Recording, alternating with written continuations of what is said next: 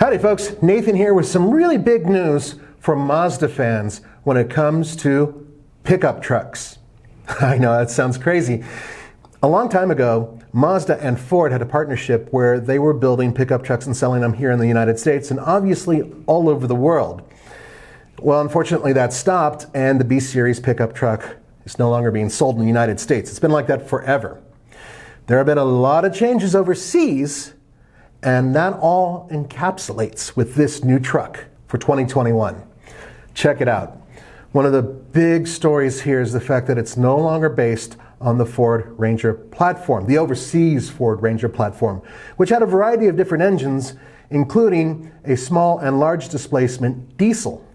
The whole platform, everything has changed over to the Isuzu D-Max. Now, the D-Max platform, for those of you who don't know, is a very similar platform to the one being used in the Chevrolet Colorado and the GMC Canyon. In other words, they went from Ford to Chevy, or from Ford to GM. That's a hell of a story, but there's more to it than that. First of all, let's talk about the engine. Now, this is the standard engine it comes with, and it bridges the gap between Ford's old small and large displacement diesel engines. It is the Ford JJ3-TCX 3-liter diesel engine. It's a 4-cylinder. The displacement on these little things is incredible. 188 horsepower and 332 pound-feet of torque. You can get it with a 6-speed manual or a 6-speed automatic. Obviously, it's a truck, so all the power goes to the rear wheels. You can get 4-wheel drive with it. And if you look at these pictures, you're going to see a vehicle that looks a lot like a Mazda CX-9 from the front.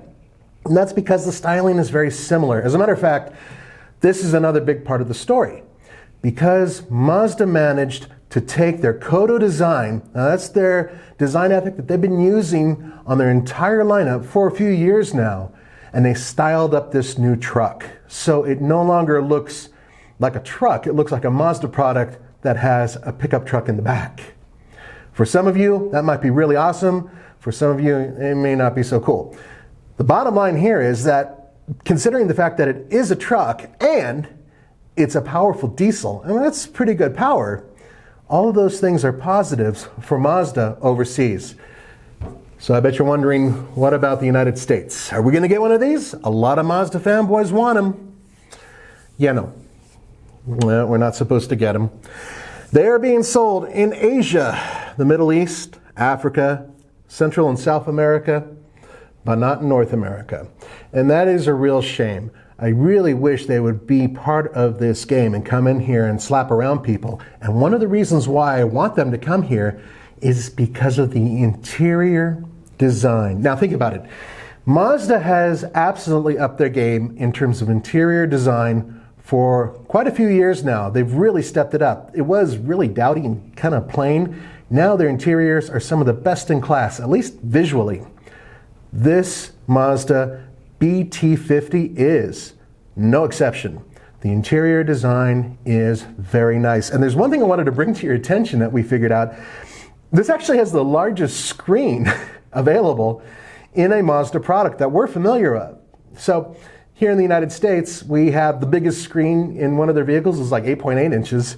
The one they have is 9 inches. It's actually a really good sized screen. The rest of the interior looks like it's directly out of the Mazda catalog. It looks a lot like the Mazda CX-9 with the seats, the steering wheel setup. The dash is unique, but at the same time, definitely has that Mazda flair. So the entire interior of this vehicle is, in my book, one of the best looking in class. Once again, very Mazda. That exterior, as we talked about before, does have the Kodo design ethic going on, but if you put it next to a D-Max, you will see similarities in terms of the layout. That's to be expected. Now this vehicle is going on to production, and it's going to be built in the same plant in Thailand where the current Isuzu D-Max is being produced. If you guys are absolutely chomping on the bit to get one of these in the United States, I highly recommend you contact Mazda and send them a lot of letters. I don't know how easy it'll be to federalize a vehicle like this, Thank you so much for joining me for the Fast Lane Car and the Fast Lane Truck. This is Nathan. I'll see you next time.